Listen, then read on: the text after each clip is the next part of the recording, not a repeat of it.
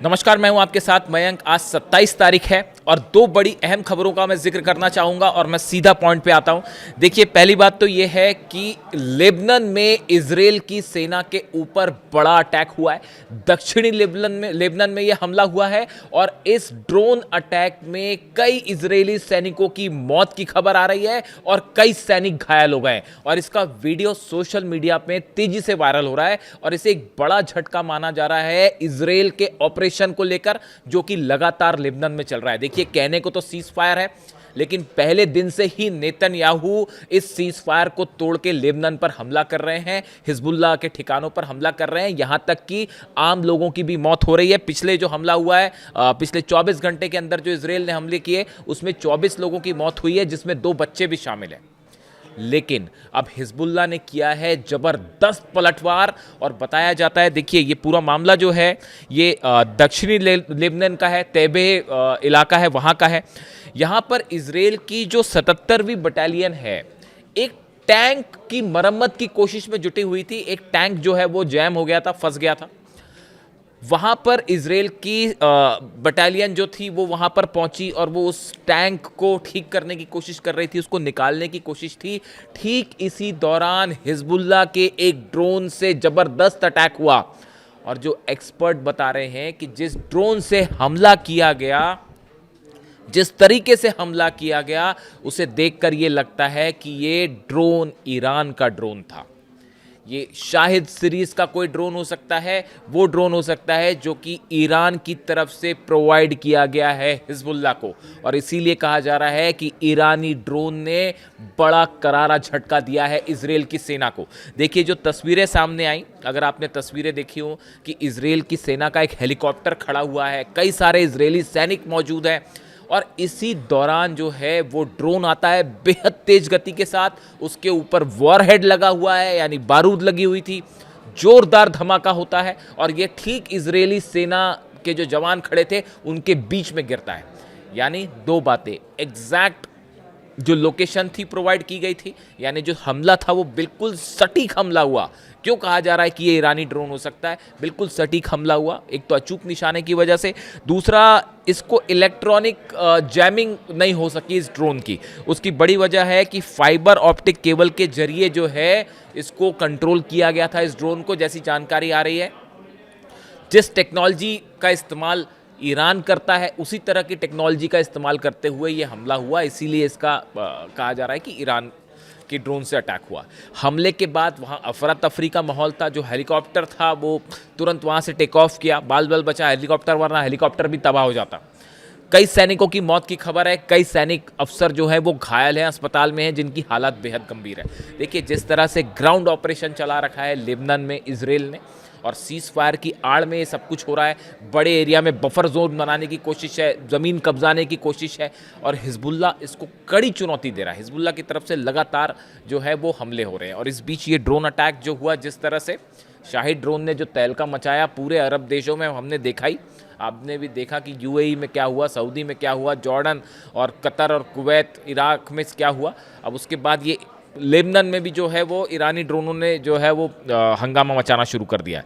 अब देखिए, इसके अलावा दूसरी जो बड़ी खबर है, एक तो ये हमले की खबर है, इसके वीडियो सोशल मीडिया में लगातार वायरल है और हमले के बाद नेतन्याहू काफ़ी बौखलाए हुए हैं, ऐसी बात पता चली है और शायद फिर से अपने हमले बढ़ा दें, इस तरह की खबर आई है। लेकिन देखिए, दूसरी जो खबर आई है वो आई है ईरान की विदेश नीति को लेकर और पहली बार ये कहा जा रहा है कि ईरान ने अब ऐसा दांव चल दिया है जिसमें डोनाल्ड ट्रंप बुरी तरह से जो है, जितनी करारी हार जंग में हुई है अमेरिका की और डोनाल्ड ट्रंप की, उतनी ही करारी हार अब विदेश नीति के शतरंज का जो एक खेल है विदेश नीति का, उसमें भी अमेरिका की करारी हार हुई। इसकी वजह समझिए। अब्बास अराक्ची साहब, आपको पिछले 24 घंटे का घटनाक्रम समझना होगा और लिंक करना पड़ेगा। अब्बास अराक्ची साहब पाकिस्तान जाते हैं, ये मैं 2 दिन पहले की बात कर रहा हूँ। पाकिस्तान गए, उन्होंने अपनी तरफ से जो शर्तें थी वो रख दी और उसके बाद वो चले गए वहाँ से ओमान। ओमान जाते हैं, ओमान के जो सुल्तान हैं उनसे मुलाकात हुई। उसके बाद बताया जा रहा है कि वहीं पे ओमान से ही उनकी बात जो है सऊदी के जो विदेश मंत्री हैं उनसे बात होती है, तुर्की के विदेश मंत्री से बात होती है, इजिप्ट के विदेश मंत्री से बात होती है। उसके बाद फिर वो ओमान से फिर पाकिस्तान आए और पाकिस्तान आके बताया जा रहा है कि उन्होंने एक नया ड्राफ्ट जो है वो जनरल मुनीर को सौंप दिया, पाकिस्तान को सौंप दिया, जिसमें 3 अहम बातें लिखी हुई थी। और ये तीनों बातें जब डोनाल्ड ट्रंप को बताई गई तो डोनाल्ड ट्रंप के पैरों तले ज़मीन खिसक गई और डोनाल्ड ट्रंप सीधा अपने वॉर रूम पहुंच गए और वहाँ मीटिंग चल रही है इस समय, जो खबरें हैं। अब देखिए ईरान की तरफ से क्या कहा गया है। ईरान की तरफ से नई शर्तें रख दी गई हैं और जिसमें कहा गया है कि ईरान परमाणु मुद्दे पर, यूरेनियम के मुद्दे पर कोई बात नहीं करेगा। अब ये बातचीत का हिस्सा होगा ही नहीं। ये बिल्कुल वही बात है जो अली खामेनी साहब हमेशा कहा करते थे। और देखिए पिछले 5 से 6 दिनों के अंदर मैं पहले ही वीडियो बना चुका हूं कि अब ईरान में असली कंट्रोल ईरान की सेना के हाथ में है, अहमद वाहिदी साहब के हाथ में है। और अब देखिए वो उसी एग्रेशन के साथ आगे बढ़ रहे हैं, उसी विजन के साथ आगे बढ़ रहे हैं जो अली खामेनी साहब ने ईरान को बताया था। अली खामेनी साहब, मैं बार बार इस बात को कहता हूं, वो हमेशा कहते थे अमेरिका से बातचीत करने का कोई मतलब नहीं है, अमेरिका ने जो करना है कर ले। अब ईरान की सेना पूरी तरह से उसी गाइडलाइन पर आगे बढ़ रही है। और अहमद वाहिदी साहब, मैं आपको बता चुका हूं उनके बारे में कि अब वो एक ऐसा स्टैंड ले चुके हैं ईरान की सेना का जो जनता चाहेगी वही होगा। कासिम सुलेमानी साहब जो हैं उनके साथ उन्होंने सीखा है कि कैसे सेना को चलाया जाए और अब उन्होंने एकदम सख्त स्टैंड ले लिया। ये बातचीत और हमले और हॉर्मूज और ये और वो जो अमेरिका की तमाम बातें हैं, अब उसमें ईरान आने को तैयार नहीं। ईरान ने साफ ऐलान कर दिया है परमाणु मुद्दे पर, यूरेनियम पर कोई बात नहीं होगी, जो करना है कर लो। बात नंबर 1। दूसरी बात जो ईरान की तरफ से कही गई है वो ये कही गई है कि हॉर्मूज हम खोल देंगे, लेकिन उसकी शर्त यह है कि अमेरिका की तरफ से परमानेंट रूप से वॉर का अंत होना चाहिए। यानी जब एक परमानेंट, कोई सीज फायर नहीं, अगर परमानेंट तरीके से आप वॉर को खत्म करते हैं तो फिर हम हॉर्मूज खोलने पर विचार कर सकते हैं। उसके अलावा उन्होंने तीसरी बड़ी बात कही है कि हॉर्मूज को लेकर ईरान अब एक नया कानून बनाना चाहता है, एक इंटरनेशनल एक कानून बने। और संभवतः जो ईरान इशारा कर रहा है कि ओमान के साथ मिलकर, देखिए ओमान यात्रा जाने की वजह थी, ओमान के साथ मिलकर ईरान हॉर्मूज में हमेशा के लिए एक टैक्स लगाना चाहता है। ऐसे सूत्रों से जानकारी मिल रही है, टोल टैक्स की तरह एक टैक्स होगा जिसमें ओमान का भी शेयर होगा, ईरान का भी शेयर होगा और ईरान की परमिशन से ही हॉर्मूज खोला जाएगा, जो बात कही गई है। तीसरी अहम बात, उन्होंने कहा कि जब ये पहली 2 शर्तें पूरी हो जाएगी तब फिर जो है परमाणु मुद्दे पर चर्चा हम कर सकते हैं। यूरेनियम तो देने का सवाल ही नहीं है, वो बात साफ कर दी गई है।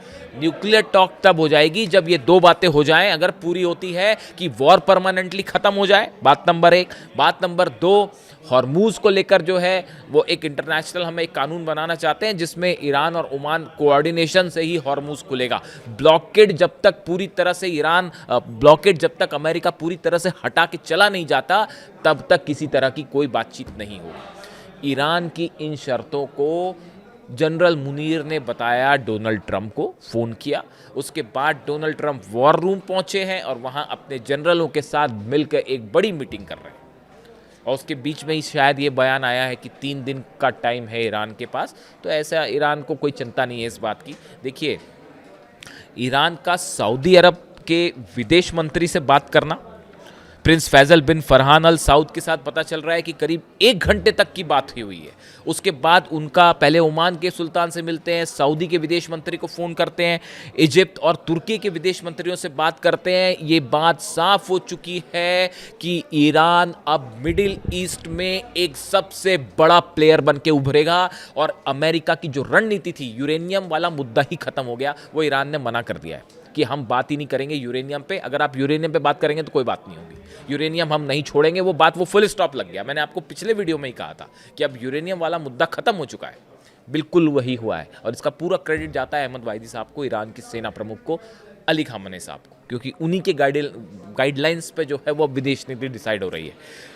अब देखिए, डोनाल्ड ट्रंप क्या करते हैं वो खुद करते रहें, जो सोचते हैं वो क्या करेंगे, हमला कर नहीं पा रहे, यही तो मुश्किल खड़ी हो गई है। अगर हमला करेंगे तो ईरान इस बार पिछली बार से कहीं बड़े अटैक की तैयारी कर रखी है ईरान ने। यानी अगर हमला करते हैं पूरा अरब एक साथ जलेगा, एक भी तेल का कुआं नहीं बचेगा, और इस बात को लेकर ईरान पूरा तैयार है। तो अब डोनाल्ड ट्रंप क्या करते हैं, जो फैसला ले वो। लेकिन इस बीच अब्बास अराक्ची साहब रूस में हैं, पुतिन से मुलाकात होगी। उसके बाद ये बताया जा रहा है कि पुतिन जो है ईरान के साथ मिलकर एक बड़ा प्लान तैयार होगा कि अब हॉर्मूज का क्या करना है। देखिए हॉर्मूज खुलने जा रहा है, बहुत समय तक ब्लॉक नहीं रहेगा। अमेरिका को अपनी सेना यहाँ से हटानी ही पड़ेगी और कोई ऑप्शन नहीं है। पूरी दुनिया की इकॉनमी पे असर हो रहा है, पूरी दुनिया की एनर्जी पे असर हो रहा है, ऑयल सप्लाई बाधित हो रही है। 14 और 15 मई को डोनाल्ड ट्रंप जिनपिंग से मुलाकात करने वाले हैं। उसके पहले हॉर्मूज को सॉल्व करना चाहते हैं डोनाल्ड ट्रंप, की बात साफ है। पुतिन से अब्बास अराक्ची की क्या बात होती है, उसके बाद वो जिनपिंग से क्या बात करते हैं। यानी अगले 24 घंटे के आसपास आप समझिए कि हॉर्मूज को लेकर एक कॉन्क्रीट प्लानिंग सामने आ जाएगी कि अब कि हॉर्मूज का आगे क्या होने जा रहा है। लेकिन आप देखें जिस तरह से सेना जब जवाब दे रही थी ईरान की सारे अमेरिका के बेस जले। सऊदी जब 1 घंटे ईरान से बात कर रहा है, तब सऊदी भी इस बात को महसूस कर रहा है कि अगर नेतन्याहू की बात में आके डोनाल्ड ट्रंप ने हमला ना किया होता तो आज ये क्राइसिस ना खड़ा होता। यानी एक बात तो साफ है, जितने अरब देश हैं, भले वो अमेरिका को अपने बेस दे रहे हो या जो भी दे रहे हो, वो इस बात को मान रहे हैं कि नेतन्याहू की वजह से जो क्राइसिस खड़ा है वो नेतन्याहू की बातों में आ गए, डोनाल्ड ट्रंप इसलिए क्राइसिस खड़ा है। यानी हर अरब देश, मुस्लिम देश आज अमेरिका के साथ होना हुआ एक अलग बात है, लेकिन वो नेतन्याहू के खिलाफ खड़ा हुआ है, इजराइल के खिलाफ खड़ा हुआ है, और ये मान रहा है कि आज ये पूरी दुनिया जो समस्या देख रही है, नेतन्याहू की बातों में आके डोनाल्ड ट्रंप ने अटैक किया, उसका ये नतीजा है। ये ईरान की विदेश नीति की एक बहुत बड़ी जीत है। इन हालात में भी अगर 5-6 देशों के साथ, अरब देशों के साथ इतने हमले किए ईरान ने, किसी ने कोई हमले की कोशिश नहीं कर पाया, हिम्मत नहीं जुटा पाया, और अब सबसे डिप्लोमेटिकली बात भी हो रही है ईरान की। बहुत बड़ी जीत है ये, आप मेरे शब्द लिख लीजिए। मिडिल ईस्ट में पूरा पावर गेम अब चेंज हो चुका है, और यहाँ से अब ईरान रुकने वाला नहीं है। यहाँ से मिडिल ईस्ट ही नहीं, दुनिया के एक बड़े पावर हब के रूप में ईरान उभर कर आगे आ रहा है। इंतजार करते हैं डोनाल्ड ट्रंप का क्या फैसला आता है और पुतिन की मुलाकात में क्या होता है। ये इससे जुड़ा जो भी अपडेट होगा मैं आप तक फौरन पहुँचाऊंगा जैसे ही रूस से कुछ नया अलर्ट आएगा। Thank you so much.